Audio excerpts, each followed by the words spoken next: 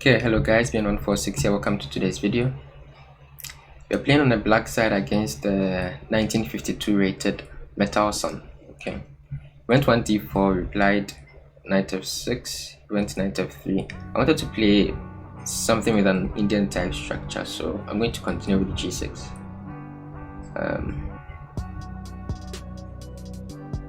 Oh, he's playing a London. Okay. In general, Indian type structures are supposed to do fairly well against the London, so I'll continue bishop g7 and castles. And then I'll go d6. Where's the bishop there though?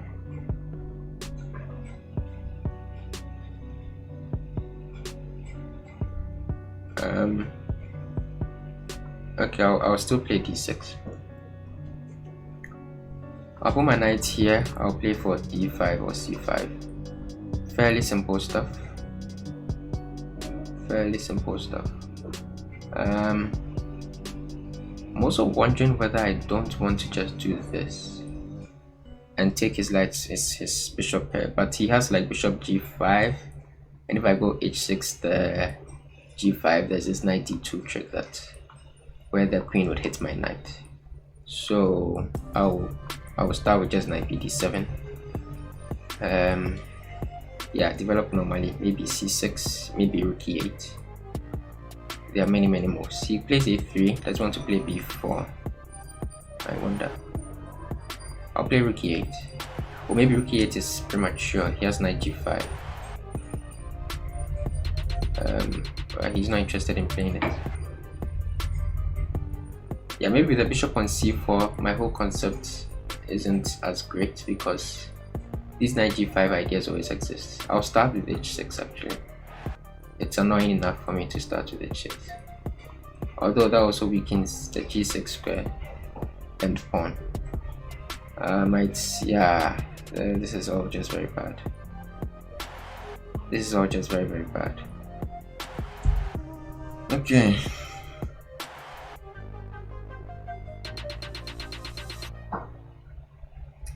Okay, so we need to quickly change plans. We'll go d5. Block this diagonal so the pawn is no longer undefended. And that means we need a whole different plan. So we'll play for c5, I guess. Play for c5. We'll put the knight here, we'll play c5. And yeah, I think that should be okay.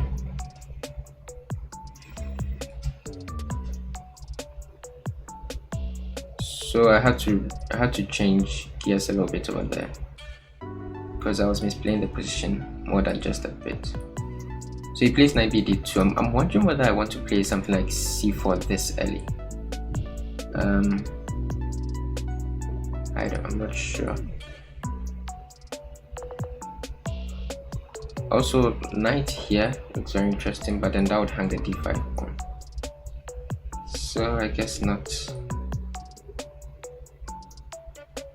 Which again makes me wonder whether I don't want to play c4, b3, b5. Why not? I do want to play c4. I do want to play c4. Wow. Okay, so b5.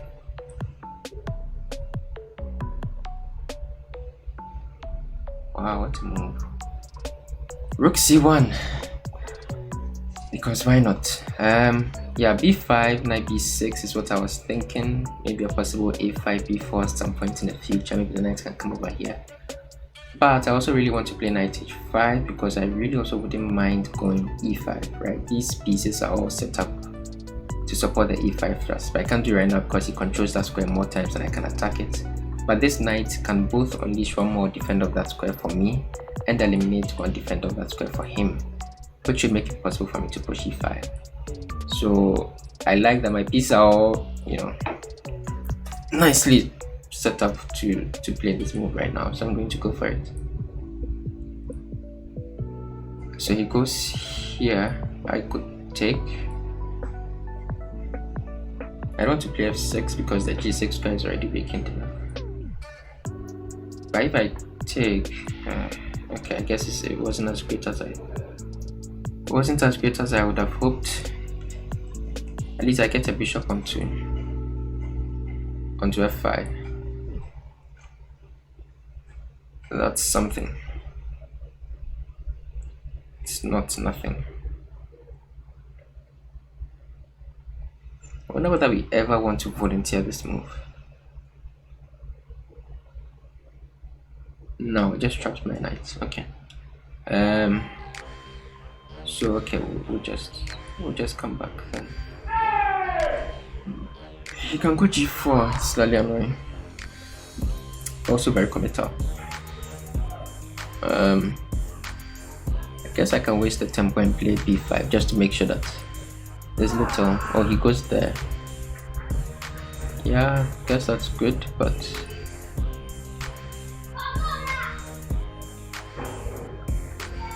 it should still be a bit better, I think. Yeah, I'll take, I guess. Don't have much of a choice. Rook takes. How to continue? I guess I'll play b5 now and play for a5 b4 now. Now there's not much else going on, but for this particular plan, I need to find a good square for my queen as well. Maybe b6. He wants to play e4.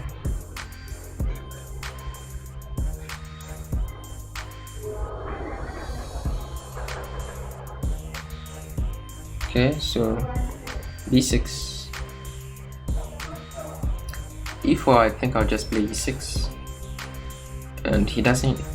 I guess maybe he does, but it's not that great him taking. And I'll work towards my plan of playing a5 and b4. I'm once again going too long time. I've spotted him a whole 2 minutes for absolutely nothing. This is why I cannot play Blitz. Yeah, so here I'll just go e6, I guess. So that cannot be bad. So he takes, I'll take back, activating my rook. If the knight ever leaves here, my knight will plump into that square. So he attacks that with the pawn with my queen. It's currently being held by my knight, so there's nothing really threatened. So I'll just go e5. b4 is the plan. I guess I can also take the time to play rook d8, maybe. I'm not sure that that's necessary. Maybe also rook a7. These two are sort of eyeing the square, but there's nothing threatened just yet.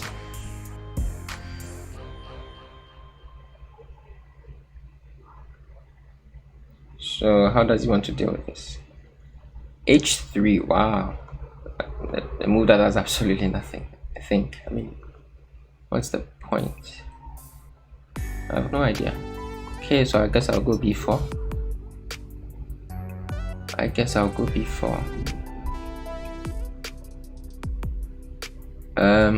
He doesn't have to do anything, is the thing. He doesn't have to respond to my b4 threat. Because the thing is, I also don't really want to open it up and give him a foul currently. So probably I'll have to play something like queen d6 to threaten something before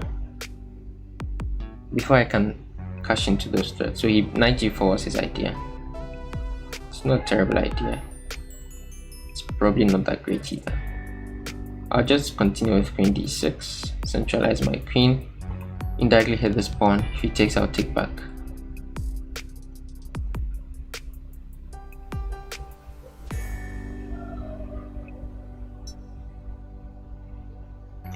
Okay, so he takes. He's just going to take that pawn instead. I'm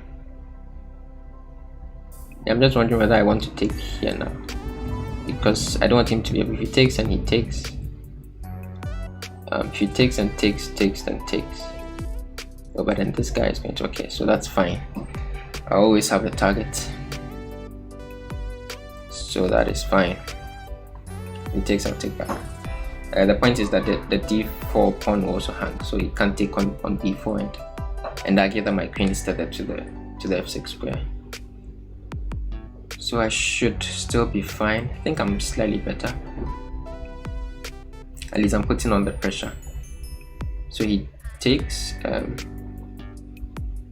Okay, so here I'll take. This is weak, that is weak. So you might lose both. So the queen is stuck protecting the square for now. So we'll take the other guy.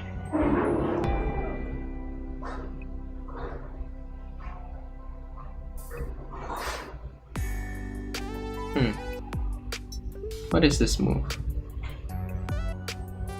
Doesn't seem to do anything. Can't I just take? Because I'm hitting the knight now. That's the thing. So you can't just take here because your knight is hanging, and I don't see why. I don't see why you allowed this. Oh, that's a huge blunder, bro. Huge blunder. It's just game over. That's just a rook. And yeah, there's nothing. There's no reason why I won't win that game, so that's game over.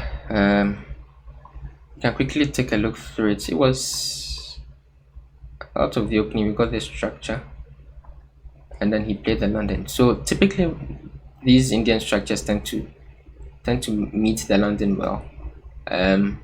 So many people like to sort of switch things up whenever people go for fianchetto against the London. They rather go for like a queen d2, knight c3, castles long, bishop h6 kind of thing. But I mean, you can also play this, of course. And then he played bishop c4, which I think I didn't react the greatest way to. So I was playing typical fashion when I played d6, knight b d2, rook e8, then play for like e5, the e5 break, and it works great when the bishop is on d3. With the bishop on e2, it's just okay. But I haven't really faced it with the bishop on c4 before, but I tried initially to do the same thing. But I only realized after rook e8 that even something like the median knight g5, you start to look silly because you don't really want to play just e6. You really want to push e5. That's why the rook is on e8. So knight g5, you have to bring your rook back to f8 then. And the point, of course, is that he has this pressure on the f7 square. So eventually you'll be forced to rather go for a d5 setup and not a d6 one, which means you've wasted a bunch of tempi for nothing. Which kind of annoyed me, but what can you do? He didn't play it immediately, so I played h6 to try and stop knight g5. But another consequence of the bishop being on this diagonal is that that weakened the g6 square way too much. So queen c2, he took eye on that pawn. And here I realized I just had to play d5 because it's too awkward trying to defend that pawn. I would have to play like knight f8 to hold the pawn down, but I don't really want my knight here. So I played d5 just to eliminate this threat forever. Push the bishop back, and now I'm no longer playing for the e5 break. You don't have the d6 pawn to protect the e5 pawn. So you have to switch structures. So I played for c5 instead. He played knight bd2, and I thought a lot before going c4 here. Usually they want to break such binds immediately, so I expected b3. I wanted to play b5, and yeah, if you can maintain this sort of bind, you just have more space. It's good. So I calculated a bit, and I decided to go for it. He played rook ac1. I have no idea why. The rook does absolutely nothing there. And here I wanted to play b5 and put my knight on b6 and play for a5 b4, like eventually happened in the game. I also noticed that I could steal the bishop pair with the move knight h5, so I decided to go for that one first. Bishop was forced to e5 because I have this pawn on h6, because I actually wouldn't have minded playing f6 here, and then after the bishop moves away I could eliminate it and then play e5. That's also a very nice structure if this pawn was still on h6. So because of that little mistake I made in the opening, I had to take the bishop. Then e5 wasn't really on the cards again, so I rather put my bishop on f5 and then brought my knight back. So now I would have to go all in on the queen side expansion idea with b5, a5 and b4. He played bishop b1 to try and eliminate this bishop. His bishop was doing absolutely nothing. Acquiesced and took, and then played b5. Here he didn't really react well. I don't think black is that much better. Black should be better, but not by a ton, I think, because he has ideas of his own. He can play f3 and e4. He did play e4, I guess, but he didn't really follow it up well. Queen e2 was played, queen b6, e4. I decided to just hold down with e6. He took, I took back, and I don't think this transformation really helped him at all. He just opened up my rook. Then the queen had to waste another tempo, go to f3, and here it attacked absolutely nothing because this pawn is held down. The knight is not going to move and let you attack f7, and I mean, what's the queen doing there? So he wasted quite a few moves here, and after a5, h3, b4, just to play knight g4. Again, if you want to play knight d4, you can play knight g4 here. You don't need to play h3 first. But yeah, he just missed the plot a few times. And after queen d6, I think I should be better here. A6 was played. I wasn't really worried about him taking here and taking there because his pawns became way too weak. So that happened, and then all the pawns fell. Here I thought rook here was actually not too bad. And because the point is my bishop moves back, then he has knight c5 with a pin. But he missed it, and I was just completely winning. And the blunder at the end just made things simpler. Okay, so that was a fun game to play. Thank you very much for tuning in. Subscribe if you haven't. Drop a like, leave a comment. Happy chessing. Catch you later.